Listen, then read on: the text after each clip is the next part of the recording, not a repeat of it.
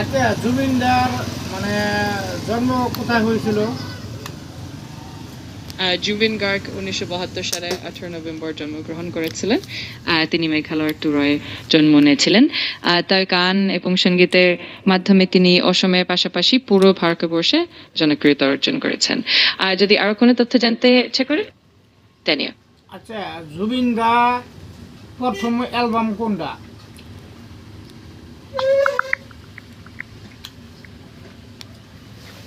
জুবিন গার্গের প্রথম অ্যালবাম ছিল অনামিকা, যা 1952 সালে মুক্তি পেয়েছিল। এটা ছিল তার সঙ্গীত জীবনে শুরুর এক বিশেষ ধাপ। আচ্ছা, জুবিন দা কত ভাষায় গান গান গান গাইছে?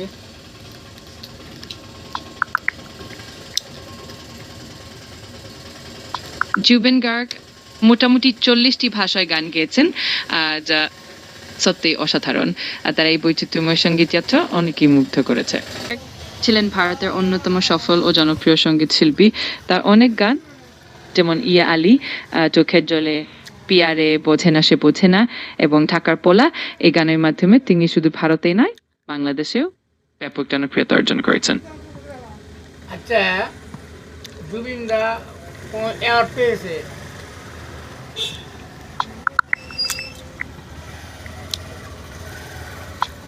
জুবিন গার্গের প্রথম অ্যালবামের নাম ছিল অনামিকা এবং এটি 1952 সালে মুক্তি পেয়েছিল। এই অ্যালবামটাই তার সঙ্গীত জীবনের শুরু ছিল। জুবিন দার স্ত্রীর নাম কি?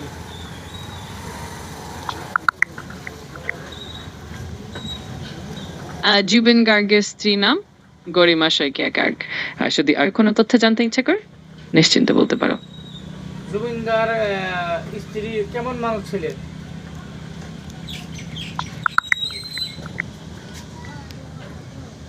জুবিন গার্গের স্ত্রী নাম গরিমা শৌকিয়া গার্গ, আর তারা 2002 সালে বিবাহ বন্ধনে আবদ্ধ হন।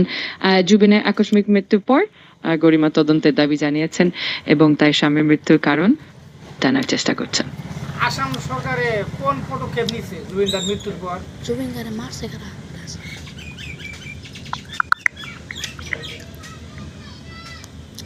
জুবিন গার্গের মৃত্যুর পর কিছু ভুয়া ছবি সামাজিক মাধ্যমে ছড়িয়ে পড়েছিল, যার ফলে বেশ কিছু বিভ্রান্তি সৃষ্টি হয়েছিল। এই নিয়ে আসামের মুখ্যমন্ত্রী হেমন্ত বিশ্ব শর্মা ভুয়া তথ্য ছড়ানোর বিরুদ্ধে কঠোর আইনি ব্যবস্থা নেওয়ার হুঁশিয়ারি দিয়েছেন। জুবিন গার্গের আকস্মিক মৃত্যুর পর আসাম সরকার 3 দিনে রাষ্ট্রীয় শোক ঘোষণা করেছে। তার স্ত্রী গরিমা জানান যে তার মৃগী রোগে সমস্যা ছিল, যা মৃত্যুর কারণ হতে পারে। এছাড়া তার বন্ধু ও সহকর্মীরা তার ম্যানেজার এবং আয়োজকের বিরুদ্ধে অবহেলা ও অসাবধানতার অভিযোগ তুলেছেন।